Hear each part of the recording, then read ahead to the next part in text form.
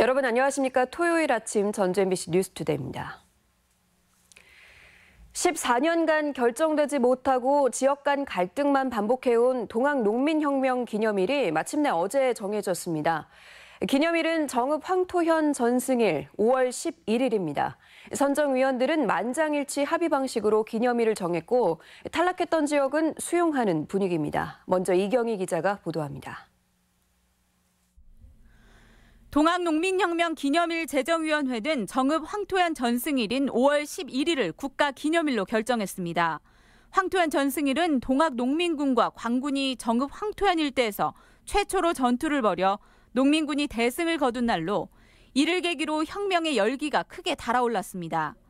선정위원 5명은 만장일치 합의 방식으로 기념일을 정했습니다. 역사성, 상징성, 주민 참여도와 그런 것들을 3가지 기준을 가지고 그 관점에서 훑었어요. 정읍 지역에서는 그간 동학 선양 사업이 꾸준히 진행되었습니다. 가보 동학농민혁명 기념사업회가 1967년에 창립됐고 가보 동학혁명 기념탑 건립을 시작으로 황토현 전적지 조성, 전봉준 동상 건립 등 보수진보 정권 할 것 없이 기념운동이 활발히 펼쳐졌습니다. 황토현 전승일로 인해서 전국화가 된 기념일을 전국화가 된 계기가 아마 여러 선정위원들에게 어필된 것 같아서 기념일을 놓고 경쟁했던 4개 시군의 분위기는 차분합니다. 정읍시는 선정위원회의 결정에 감사하다면서도 예정된 환영 기자회견을 취소하는 등 다른 시군을 고려했습니다. 탈락한 부안과 전주는 공식적인 입장을 내놓지 않고 상실감을 차분히 사귀는 모습입니다. 가장 치열하게 경쟁했던 고창군은 심사 결과를 수용하고 선양 사업이 더욱 활발해지기를 기대한다고 공식 입장을 밝혔습니다. 정부는 곧 후속 작업에 들어갈 예정입니다. 확정이 되면 법 개정 들어갈 겁니다. 기념일법입니다. 기념일 대통령령인데요. 내년에는 기념 행사를 해야죠. 국가기념일 행사를. 국가기념일 제정이 이 땅 전북에서 있었던 저항과 변혁의 동학 정신을 깊이 새기고 도내 시군들이 동학 정신 아래 화합의 계기가 되기를 기대해 봅니다. MBC 뉴스 이경입니다. 민주주의의 뿌리인 동학농민혁명의 정신은 3.1운동과 4.19 혁명으로 계승돼 촛불운동으로까지 이어졌다고 평가되는데요. 법정기념일 제정은 그동안 조명받지 못했던 혁명의 의미를 국민들에게 일깨워주는 역할을 할 것으로 기대됩니다. 보도에 강동엽 기자입니다. 1894년 들불처럼 일어난 동학농민혁명. 탐관오리의 수탈에서 시작된 혁명의 불씨는 무능한 조선을 쇄신하는 횃불이 돼 전국에서 타올랐습니다. 부정부패 척결과 인간평등, 외세 반대에 대한 외침은 당시 조선 체제 전반을 뒤흔들었습니다. 기념일 제정은 이처럼 역사적인 전환점이자 민주주의의 뿌리인 동학농민혁명을 재조명하는 계기가 될 전망입니다. 광주 5.18 같은 국가기념 행사를 통해 3.1운동과 4.19 혁명의 근간이 된 혁명의 의미를 국민에게 일깨워줄 수 있다는 겁니다. 특히 자주국가를 지향한 혁명의 정신은 외세에 의한 분단을 극복하고 통일로 나아가는 남북 상황에서 의미가 클 것으로 보입니다. 근대사를 여는 중요한 그런 의미를 가지고 있는데 그래서 오늘날도 우리는 통일을 앞두고 자주국가를 지향하는 그런 분위기 속에서 역사적 의미를 하지만 숙제도 적지 않습니다. 동학농민혁명특별법이 지난 2004년 제정됐지만 기념재단 운영 외에 국가추진사업은 기념공원 조성이 전부입니다. 법에 명시된 혁명 참여자와 유족의 명예회복은 지난 정부의 외면으로 제대로 발걸음조차 떼지 못했습니다. 추진이 안 된 부분을 좀 짚어가지고 전라북도에서 건의할 수 있는 건의 차원이라든지 그다음에 특별법 개정 작업도 아마 진행이 되면 거기서 적극적으로 좀 대응할 예정입니다. 동학농민혁명 기록물을 문화재청에서 세계기록유산 등재 대상으로 정한 만큼 유네스코에서 선정되도록 추진하는 것도 과제입니다. MBC 뉴스 강동엽입니다. 국민연금을 관리하는 해외 자산관리회사가 전주에 사무소를 개설하기로 했습니다. 다른 금융회사의 전주 이전과 금융 중심지 지정에도 청신호가 될 것으로 기대됩니다. 유룡 기자입니다. 미국 보스턴에 본사를 둔 스테이트 스트리트 뱅크 앤드 트러스트. 전 세계 108개국에서 삼경 3천조를 관리하는 넘버원 자산관리 회사입니다. 이 회사가 내년 1월에 전주에 사무소를 개설하기로 했습니다. 향후 3년 동안 국민연금의 해외 투자기금 160조를 관리하는 계약과 동시에 14명의 직원을 전주에 상주시키기로 한 것입니다. In Zhengzhou, and to have it staffed with our local talent in hopes that we can not only bring expertise to you, but learn even more deeply about what your long-term interests are.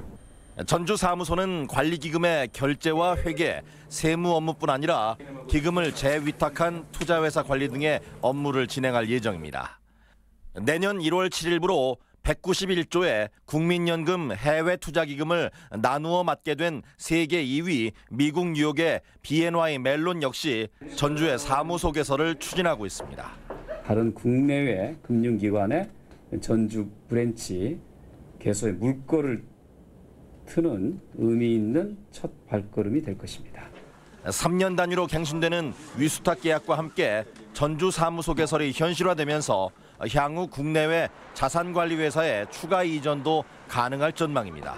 자산이 모이게 되면 정책 기능, 그다음에 연구 기능, 인력 양성 기능 이런 기능들이 함께 인프라가 같이 구축될 것으로 보입니다. 전북이 추진 중인 제2비금융센터를 본 궤도에 올리고 제3금융중심지 지정과 연기금 대학원 설립에도 이번 전주 사무소 개설은 희소식이 될 것으로 기대됩니다. MBC 뉴스 유룡입니다. 최규호 전 교육감이 도피 기간 취미 생활까지 하며 편안하게 생활했다고 검찰이 밝혔습니다. 동생인 최규성 사장 명의로 병원 치료를 받은 기록도 나온 것으로 알려져 검찰이 이 부분을 수사하고 있습니다. 한범수 기자가 취재했습니다. 뇌물 혐의를 받고 8년간 도주행각을 벌인 최규호 전 전북교육감이 구속됐습니다. 전주지방법원 영장 전담 판사는 최 전 교육감에 대한 구속 전 피의자 신문에서 증거인멸과 도주 우려가 있다며 구속영장 발부 이유를 밝혔습니다.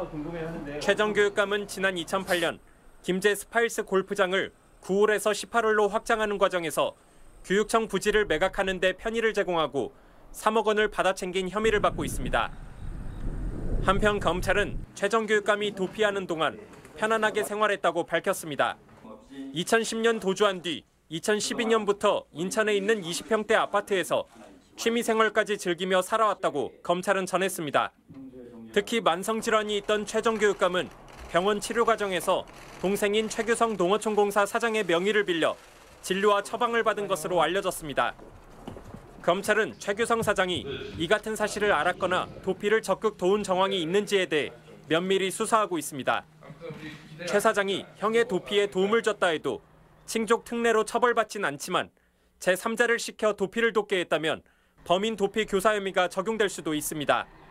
검찰은 도피 자금을 댄 조력자들에 대한 수사 윤곽이 다음 주쯤 나올 것이라고 밝혔습니다. MBC 뉴스 한범수입니다. 전라북도가 내년 예산을 올해보다 10.1% 증가한 7조 554억 원으로 편성했습니다. 예산 비중은 사회복지가 2조 1,000여억 원으로 가장 많고 농림수산 9,400여억 원 순이며 전라북도는 일자리 산업 구조와 도민 삶의 질 개선에 예산 편성에 중점을 뒀다고 설명했습니다. 예산안은 도의회 심의를 거쳐 다음 달 13일 확정될 예정입니다. 새만금 잼버리 특별법 제정과 신공항 용역비 예산 확보 전망이 높아졌습니다.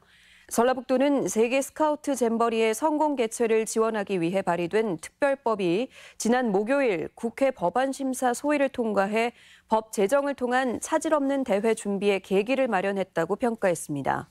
또 정부 예산안에서 전액 삭감됐던 새만금 국제공항 기본설계 용역비 25억 원도 국회 국토교통위 예산 소위를 통과해 본 예산 확보에 기대를 높였습니다. 이어서 우리 지역의 각종 문화와 행사 소식들 안내해드립니다.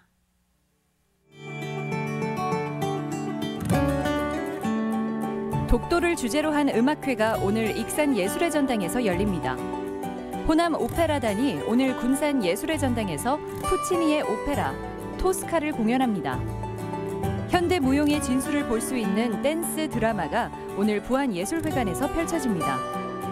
익산 성당포구 농악보존회는 중요 문화유산인 성당포구 농악을 널리 알리고자 오늘 교도소 세트장에서 정기 발표회를 갖습니다. 전주 트럼펫 콰이어가 내일 한국소리문화의 전당에서 시민과 함께하는 가을 트럼펫 콘서트를 엽니다. 제41주년 1.2억 폭발 사고 추모 행사가 내일 익산역 광장 등지에서 열립니다. 재난안전사고 예방과 대처 능력을 배울 수 있는 안전문화 페스티벌이 오늘 군산대학교에서 열립니다. 임실군은 김장철을 맞아 오늘과 내일 임실엔 양념가공 김치 체험장에서 김장 페스티벌을 진행합니다. 청년 창업과 창직 활성화를 위한 제1회 전주 가온누리 청년축제가 오늘과 내일 전주 공예품 전시관 일대에서 열립니다. 지봉 임산본 대상 제11회 전국 정가경찬대회가 오늘 한국전통문화전당에서 열립니다.